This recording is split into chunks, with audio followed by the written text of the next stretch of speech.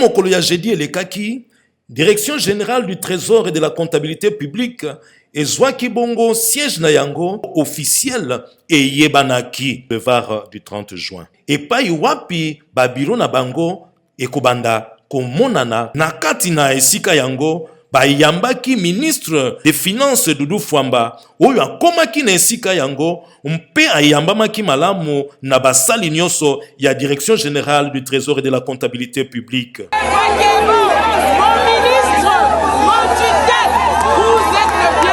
Nasima ya koyamba ministre des Finances ye akotaki bongo na masolo na basali nyonso ya esika wana. Tina ya masolo yango penza na bozindo ezalaki kosala évaluation uta réforme yango ebandaki lolenge nini ezali kotambola. Notre réunion de ce jour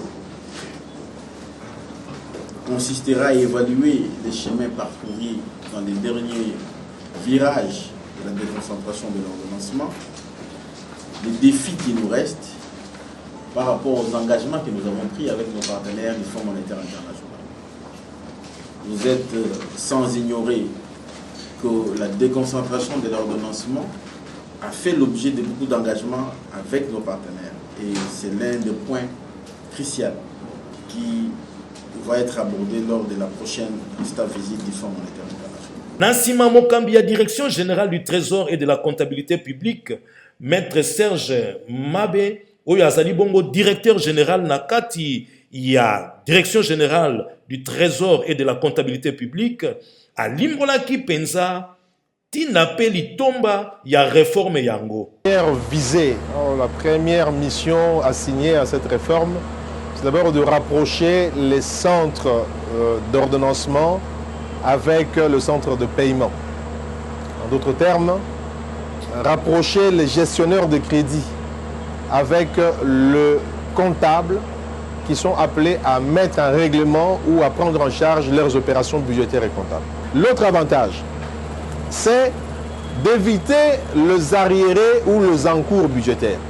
Parce que dans ce système tel qu'il a été conçu, l'ordonnateur qui veut bénéficier des paiements ne peut engager et donner l'ordre au comptable d'être payé à concurrence du montant de la trésorerie qui lui a été communiqué.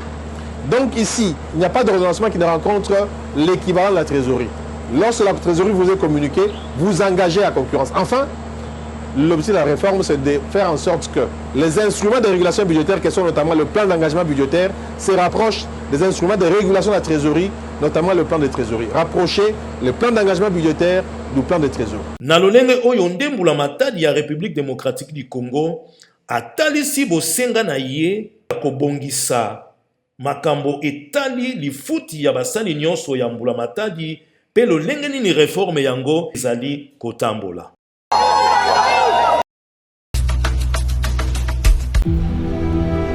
Mokolo ya samedi 14 février 2026, Fondation Wonya Solidaire esangisaki ba chef de cellule nyonso baoyo bazwami na ville province ya Kinshasa pona ko redynamiser équipe mobimba pe kopesa bango ba orientation ya sika na Mayematali Fondation pona mobu ya 2026. Yambo ya manso libondeli epesamaki pona kotalisa ete Fondation Wonya Solidaire ezali lisanga ya bana na Nzambe. Le travail qu'il est en train de faire, c'est pas facile, Seigneur, surtout dans notre pays, où tu es dans une chose, aucune personne dans ce monde ne peut arrêter ce qui est ni pour aider les gens. À la fin, dans le nom précieux du Seigneur Jésus-Christ. Tango président de la Fondation Wonya Solidaire, Dr Michel Wonya, mobandisi pe mobengisi ya milulu yango azwaki maloba atalisaki esengo na ye na ndenge ba chef de cellule bayanolaki ebele na mbela na ye. Vraiment na sepeli mingi na koya na binu nyonso awa tozali awa ndenge papa modérateur alobi biso nyonso tozali bakambi ya Fondation Wonya Solidaire pona tokoka kozala lolenge nini ya kotambola na kati ya fondation.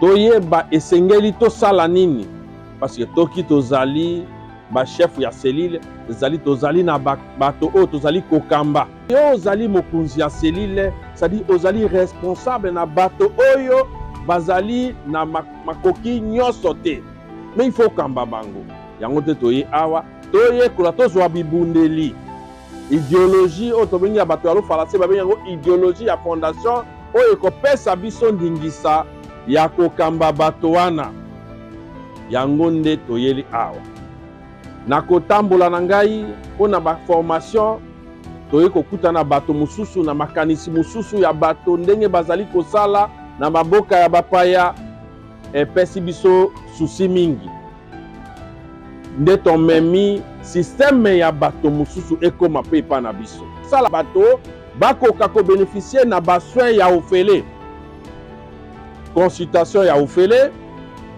examen ya laboratoire d'urgence ezali ofele observation médicale ezali ofele et puis le traitement d'urgence ezali ofele mpona bamembre nyonso ya fondation oyeba keno likanisi ya malamu ebanda na bato 10 te ebandaka na mutu moko mpe bato baapuye likanisi wana baamplifie bamatisi koleka ekei liboso moto akoki kokufa aleki me ide ya malamu ekokende ntina suka oyo ezali apuye na bato oyo baza na mitema malamu bakonkomprene likanisi ya moto oyo abimisi te ezali kosunga population yango nde consultation eza ofele examen ya laboratoire ezali ofele traitement d'urgence ezali ofele ezali objectif ya yambo ya fondation bato ya lofalase babengi yango lutte contre l'automédication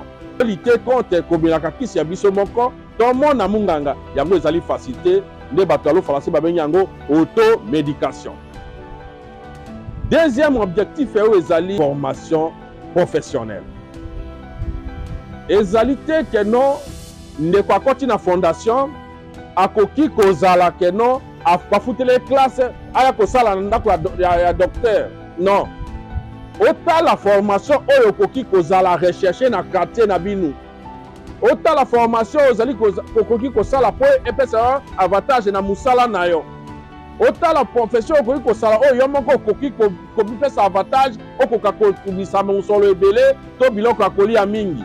Fondation Wonya Solidaire akotinda yo na kilasi wana okende koyekola so tokopesa mosolo oyo formation esengeli tofuteli yango osala okoma personne utile capable d'amener changement pour notre pays, notre ville, notre quartier et notre avenir. Nde fondation atali ke akoyeba nani azali na don ya commerce toluka kopesa mosolo moto na moto azwa mwa business na ye astimile na mosolo na biso oyo tokopesa ye azongisa tango azwi mosolo atravaye azongisi oyo akobanda kokontinue komata tokotinda kotindika ye amata ebele po asala société akoma opérateur économique ya munene moto ya bato tata ya motema malamu Dr Michel Wonya apesaki nzela na bachef de cellule nyonso ete batuna mituna ya ndenge na ndenge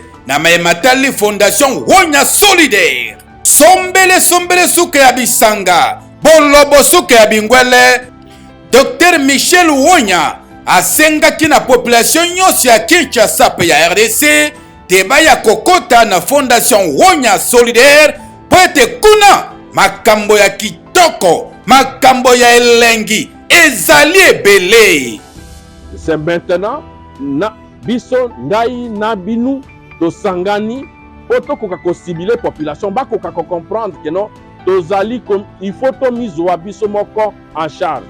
Voilà oyo tozali na objectif ya yambo esalaki que non tokoma na posa ya kozala na kosimile tokoma na fondation. Soki olingi kokota na Fondation Wonya Solidaire benga biso na numero oyo 081 052 57 08 081 052 57 08. Fondation Wonya Solidaire batula paka ba mona pele.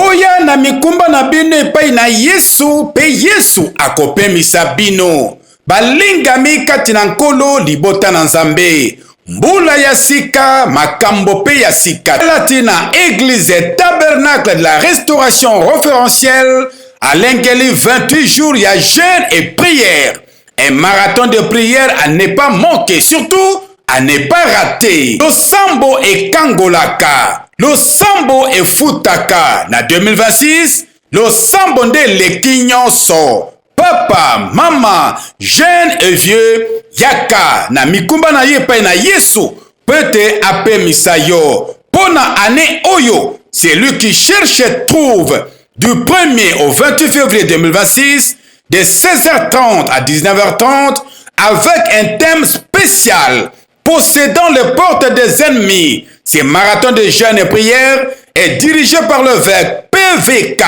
PVK, Pasteur Valère Kila. Comme peuple de Dieu, je me tiens aujourd'hui devant vous avec un cœur plein d'émotion et de reconnaissance. Banaya Kinshasa, la capitale, Banaya Ngaliema, Kitambo, Banaya Selembao, Ngiringiri, Pebi Pena Bipai, Boya, na Avenue Balari, numéro 4, quartier Adoula, commune ya Bandalungwa, référence, Avenue Inga, Yambala Oyo, Nakuzanga te. Canal pardon. Limbisa. Canal pardon. Limbisa. Canal pardon. Limbisa. Limbisa. Limbisa. Et Yemba pasteur Patrice Ngoyi Soko était et Zanabilo commis santo effondré la kamoto ba porte. Bonjour, merci, paix pardon. Canal pardon international, association Oyo Ezali Kolobela sur le pardon. Nous allons promouvoir culture et pardon. Talatina Lasbel, association sans but lucratif na Kombo ya Canal Pardon International, a lancé qui campagne monene Limbisa. Bonjour, on a expliqué que nous sommes association Canal Pardon International. Nous sommes la promotion et la culture pardon pour faciliter la réconciliation entre les communautés. Dans le quartier, on a quartier bayo kanagate, biso to kendaka pour na ko yesa bango ke to ko tana se, bo tana se to limbisana. Et si bato bazali ba incompréhension ezanga raté. En cas ba incompréhension, tant musu mutu mutali nga couleur rouge, mutu mutali nga vert, yango pesa ba incompréhension. Ce qui ba incompréhension ezali, ezali ko la moto, biso ko to ko ba sapeur pompier. Pour na ko ba moto ba conflit wana. Ce qui ndeko moko azoka soni, to azobanga ko senga ndeko pardon, a utiliser biso ezali ofele. Biso to kende to comme ici message à pardon. Pour moi quand biso mata et sengeli pardon et kota na mitema batu nyonso. Avec les pardons to ça va perdre té. Bat ba okufa té bat ba ozokate biloko ete kama mboka ke liboso. Asbel Oyo Canal Pardon International ezali ko promouvoir culture ya pardon na kati ya ba communauté en conflit, kati na bandeko topé frères et sœurs, na mabota topé famille, na ba conflit oyo ya ndenge na ndenge ata epai ya acteur ya politique. Campagne Oyo Limbisa et bandaki wuta sanza ya novembre 2025 Pekino Lelo ezali se kokoba. Moi, je m'assume de sensibiliser pardon. Parce que d'abord, pardon ezali lokola savon. Pardon ezali savon et longolaka mabe na motema et longolaka mabe na makambo nyonso. Alors j'assume nande na kuta na bino bandeko concernant pardon parce que quand il n'y a pas le pardon, le monde ne doit pas exister. Il faut d'abord pardon ezala. Yango na sepeli na sujet na bino ya pardon. Na participer étant que Léon Nganga parolier ya mboka oyo mutu nyonso tout faut avoir le pardon étant que chrétien étant que mutu nyonso na mokili faut pardon. Yango na lobi pardon eza lokola savon oyo esokolaka mabe elongolaka mabe na motema mutu nyonso esika ozali to mema message oyo ya pardon ekozala malamu mpona mboka na biso. Na koyemba kolimbisa moninga mpe mozalani na yo mboka na biso libota na biso to lisanga na biso ekoki kotelema mpe kokenda liboso. Donc Nzambe akokela bato musu ya sika te po ya sunga biso. Kaka ndeko wana ndenga salaki mabe aza mutu abungaka okoki mpe kolimbisa ye po lobi kaka ndeko wana mpe osala bolamu. Donc mokili na biso kokufa te kaka mpona ba haine etongaka te na haine na vengeance et ma biso na échec esengeli pardon eya ebongisa ya biso mboka mboka na biso ba quartier na biso évoluer pour na pardon. Ba phénomène kulune aussi là ce qui mutu nyonso alimbisi. Do pardonner to limbisana pour nzamba pambola. Nzamba pambola ka bisika oyo unité zali. Au moins na tour de Babel, batu basangana ki bakomi mutu moko. Tant bakomaki mutu moko, nzamba banga ki alobi ba otonga ndako po baza mutu moko. Nde baza mutu moko wana. Ndako wana ba yawo monanga. Nde nzamba saki nya division bango. Division eza arme ya diable. Mais pardon eza arme nzambe. Nzamba pambola biso toke liboso. Soki mpe ozali na ndeko to moninga oyo bosololaka na ye lisusu te mpona likambo songolo to pakala, Canal Pardon International azali wana mpona kosunga bino. Tinda obe ye azali se mosali mpona tina kosunga yo.